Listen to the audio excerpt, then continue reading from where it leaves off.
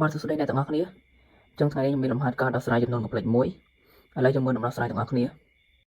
បាទឥឡូវយើងកន្លែងមើលសំណួរអក្សរកអក្សរកគេឲ្យយើងសរសេរសិតជាទម្រង់ពេជ្រកណ្ឌិតផងនិងទម្រង់ត្រៃកោណមាត្រផងឥឡូវយើងមកសរសេរវាជាទម្រង់ពេជ្រកណ្ឌិតចឹងដំបូងយើងសរសេរថាគេមានសិតស្មើឲ្យ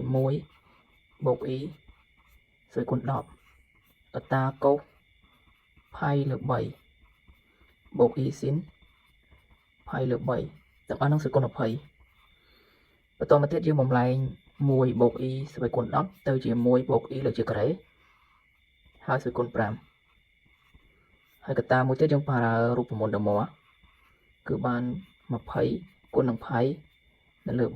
3បូក e ស៊ីន20គុណនឹងផាយលើ3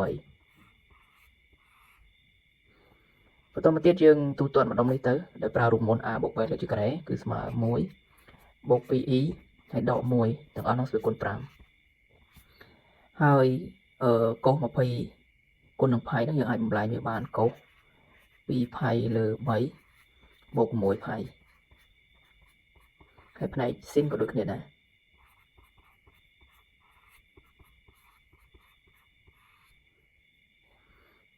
ចឹងបន្តមកទៀតគឺយើងទូទាត់ទៅគឺនៅសល់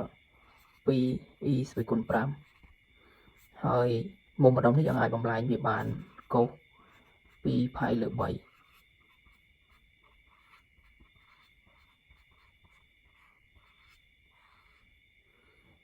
ន្ទាប់មកយើងបំបែក 2e ស្មើគុណ5ទៅជា2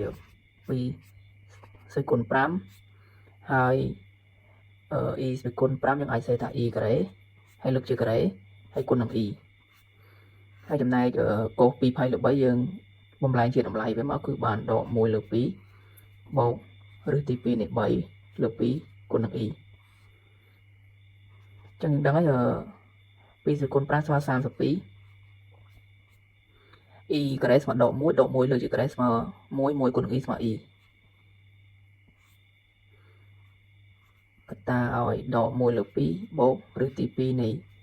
3លើ 2e បន្ទាប់មកយើងគុណ 32e បញ្ចូលទៅបានដក 32e ទៅលើ2បូក32ឬទី2នៃ3លើ2ហើយ e គុណ e បាន e ការ៉េចឹងយើងអាចសរសេរបន្តទៀតបានដក 16e ហើយ e ការ៉េស្មើដក1 32ចែក2បាន16ឬទី2នៃ3ចឹងយើងរកឃើញហើយយើងឆ្លើយមកដូចនេះសិតជាទម្រង់ពេជ្រគណិតគឺយើងអាចសរសេរថាដក16ឬទី2នៃ3ហើយដក 16e ហើយឥឡូវយើងក៏លេចមើលសំណួរពាក្យកណ្ដាលទៀតគឺឲ្យយើងសរសេរសិតជាទម្រង់ត្រៃកោណមាត្រម្ដងចឹងដំបូងយើងសរសេរថាគេមានសិតគឺស្មើដក16ឬទី2នៃ3ហើយដក 16e បន្តមកយើងទាញ16ជាកតាចឹងពេលយើងទាញនៅសល់ដកឬទី2នៃ3ហើយដក e ហើយយើងដឹងថា model របស់ឬទី2នៃ3ហើយនឹង e ហ្នឹងគឺស្មើនឹង2អញ្ចឹង2យើងទាញមកខាងក្រៅនេះគុណជាមួយនឹង16ទៅបាន32ហើយក្នុងនេះបានដកឬទី2នៃ3លើ2ដក1លើ2 e អញ្ចឹងយើងអាចបំលែងវាទៅជាត្រៃកោណមាត្រ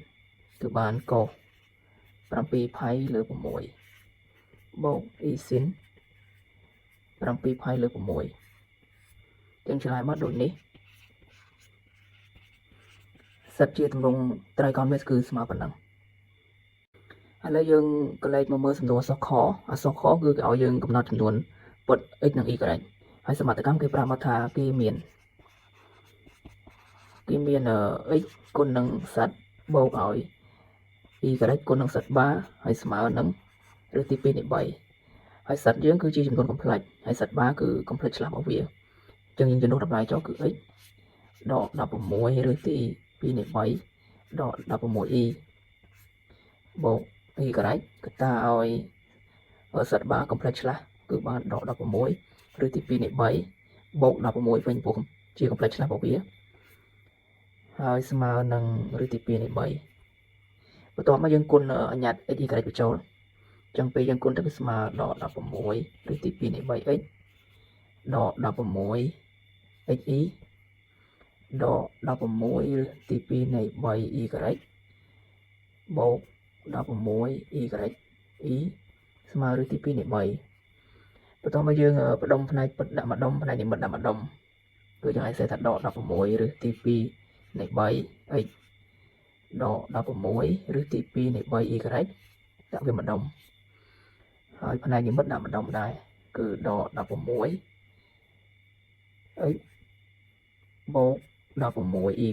ទាំងអស់ហ្នឹងគុណ y ខាងក្រៅស្មើនឹងឬទី2នៃ 3ចឹងយើងអាចបន្ថែមផ្នែកនិមិត្តឲ្យវាគឺបាន 0y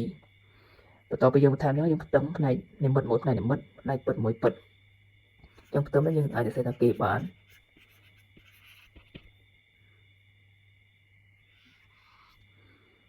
ដក16ឬទី2នៃ 3x ដក16ឬទី2នៃ 3y ស្មើនឹងឬទី2នៃ3ជាសមីការ1ហើយផ្នែកនិមិត្តគឺដក16x បូក16y ស្មើ0ជាសមីការទី2បន្ទាប់មកយើងពិនិត្យមើលសមីការទី1យើងអាចសម្រួលវានឹងឬទី2នៃ3ចឹងយើងសម្រួលទៅបានដក 16x ដក 16y ហើយស្មើ1វិញព្រោះយើងសម្រួលនឹងឬទី2នៃ3ហើយផ្នែក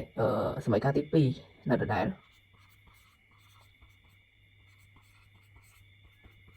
មក0បន្ទាប់មកយើងយក1បូក2ចឹងពេលបូកទៅស្មើដក 32x ហើយម្ដុំនេះគឺស្មើ0នេះទូទាត់ទៅហើយ1បូក0ស្មើ1យើងទាញរកតម្លៃ x ទៅគឺស្មើដក1លើ32មួយទៀតយើងស្វែងរកអញ្ញត្តិតម្លៃរបស់ y ម្ដងចឹងយើងតាមសមីការទី2